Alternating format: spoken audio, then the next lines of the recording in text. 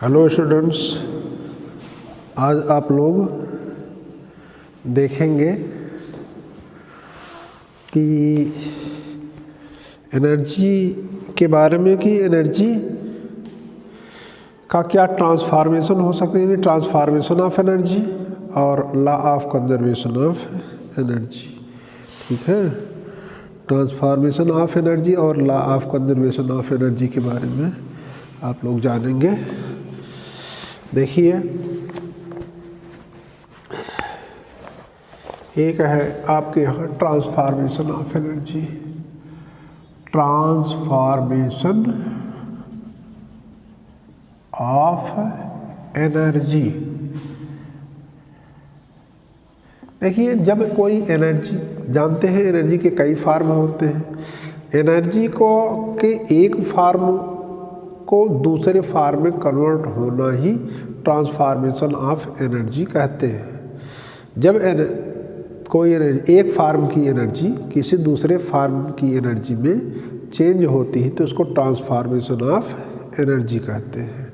Transformation of energy में आप लोग क्या लिख सकते हैं? The changing when one form of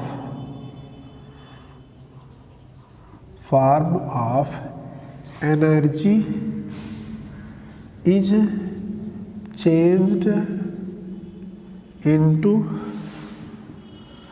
another form,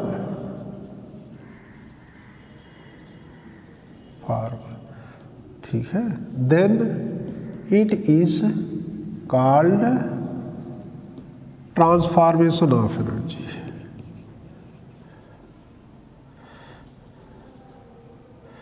transformation of energy, ठीक है, ये ट्रांसफॉर्मेशन ऑफ एनर्जी है। जैसे मान लीजिए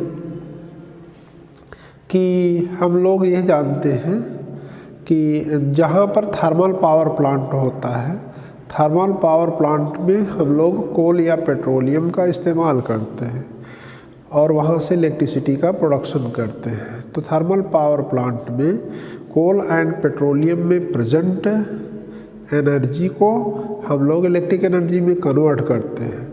तो कोल एंड पेट्रोलियम में जो एनर्जी प्रेजेंट होती है उसका फॉर्म है केमिकल एनर्जी।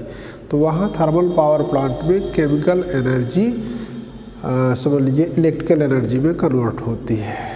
आप रेडियो देखते हैं, रेडियो में सेल के अंदर की जो केमिकल एनर्जी है वह साउंड एनर्जी के फॉर्म में चेंज होती है। अगर आप किसी ऑब्जेक्ट को ऊपर से नीचे की तरफ गिराते हैं तो ऊपर में उसके पास है पोटेंशियल एनर्जी, जब नीचे की ओर जाएगी तो वो पोटेंशियल एनर्जी चेंज होकर के काइनेटिक एनर्जी में बदल जाती है। तो यहाँ पर पोटेंशियल एनर्जी काइनेटिक एनर्जी में कन्वर्ट हो रही है। तो ये प्रोसेस कहा जाता है transformation of energy. Transformation of energy के बाद आप लोगों को पढ़ना होगा law of conservation of energy. देखिए, पेज नंबर 154 पर लिखा गया है law of conservation of energy. ठीक है, law of conservation of energy. ठीक है, इसमें यह होता है कि इसका, अगर आप कोई एनर्जी, किसी ऑब्जेक्ट में एनर्जी देख रहे हैं, ठीक है, तो उस ऑब्जेक्ट की आप टोटल एनर्जी देखिए। अगर टोटल एनर्जी देखेंगे तो किसी ऑब्जेक्ट की टोटल एनर्जी हमेशा कांस्टेंट रहती है या हमेशा फिक्स्ड रहती है। ठीक है, तो अगर मान लीजिए कि कहीं पर आपको एनर्जी का ट्रांसफॉर्मेशन भी देखने को मिल रहा है, तब भी टोटल एनर्जी चेंज नहीं होती है। बुक में लिखा गया होता है whenever energy gets transformed, यानी एनर्जी का अगर मान लीजिए ट्रांसफॉर्मेशन हो रहा है तो the total energy remains unchange. ठीक है, this is the law of conservation of energy, यही है law of conservation of energy. अब इसका सही स्टेटमेंट लिखा गया है कि एनर्जी को, एक फार्म की एनर्जी को टोटल दूसरे फार्म की एनर्जी में हम लोग कन्वर्ट कर सकते हैं। Energy can only be converted from one form to another form, फिर it can neither be created nor destroyed. ठीक है, यह एनर्जी कभी क्रिएट या डिस्ट्रॉय नहीं हो सकती है।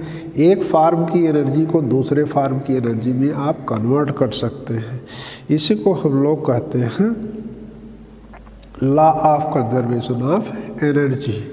ठीक है, यानी एनर्जी ट्रांसफॉर्मेशन होने के पहले की एनर्जी और एनर्जी ट्रांसफॉर्मेशन होने के बाद की एनर्जी अगर हम लोग कैलकुलेट करें, जोड़ें, सम करें तो टोटल एनर्जी बिफोर ट्रांसफॉर्मेशन और total energy after transformation constant रहेगी।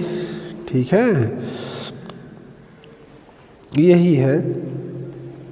अगर हम लोग यह मान लें कि किसी ऑब्जेक्ट में दो प्रकार की एनर्जी है, काइनेटिक एनर्जी और पोटेंशियल एनर्जी, तो अगर मान लीजिए काइनेटिक एनर्जी पोटेंशियल एनर्जी में चेंज हो रही है या पोटेंशियल एनर्जी काइनेटिक एनर्जी में चेंज हो रही है, तो भी काइनेटिक एनर्जी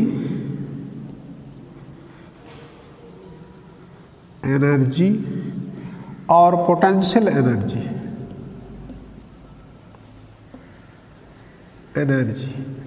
दोनों का सम हमेशा कांस्टेंट बना रहेगा। जैसे हम किसी ऑब्जेक्ट को ऊपर से नीचे की ओर गिरा रहे हैं, या सरफेस है, यहाँ से गिरा रहे हैं, तो यहाँ पर उसके पास है पोटेंशियल एनर्जी, यहाँ पर काइनेटिक एनर्जी 0 है। ठीक है, पोटेंशियल एनर्जी है लेकिन काइनेटिक एनर्जी 0 है।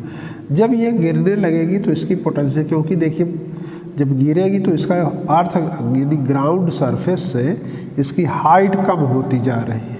हाइट कम होने का मतलब पोटेंशियल एनर्जी में बताया गया है, पोटेंशियल एनर्जी हाइट पर ही डिपेंड करती है। जब यहाँ हाइट कम हो रही है समझ लेना पोटेंशियल एनर्जी कम हो रही है।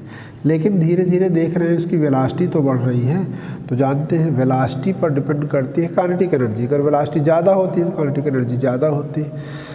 तो यहाँ पर वेलोसिटी इंक्रीज करने का मतलब काइनेटिक एनर्जी इंक्रीज की, और यहाँ पर हाइट अर्थ सरफेस से हाइट घटी तो इसका मतलब यहाँ पर पोटेंशियल एनर्जी घटी। तो पोटेंशियल एनर्जी डिक्रीज हुई, काइनेटिक एनर्जी इंक्रीज हुई, यानी पोटेंशियल एनर्जी ही काइनेटिक एनर्जी में कन्वर्ट हुई। लेकिन अगर टोटल एनर्जी यहाँ की टोटल इस पॉइंट की, इस ए पॉइंट मान लीजिए, इसको बी पॉइंट मान लीजिए, यहाँ की टोटल एनर्जी यानी potential energy plus kinetic energy, और यहाँ पर potential energy plus kinetic energy अगर लेंगे तो दोनों में सेम आएगी, यानी टोटल एनर्जी कंजर्व रहती है, टोटल एनर्जी चेंज नहीं होती है। हाँ, एनर्जी वन फार्म की एनर्जी अनदर फार्म में कन्वर्ट हो सकती है। इसी को हम लोग कहते हैं law of conservation of energy. अब इसके बाद आपके यहाँ नेक्स्ट पेज पर, पेज नंबर 155 पर रेट ऑफ डूइंग वर्क है। रेट ऑफ डूइंग वर्क का मतलब होता है पावर। ठीक है, इसको हम आपको नेक्स्ट वीडियो में बताएंगे। इसमें आप लोग ट्रांसफॉर्मेशन ऑफ एनर्जी और law of conservation of energy को ढंग से पढ़ करके और इसका नोट्स आप लोग तैयार कर लीजिए।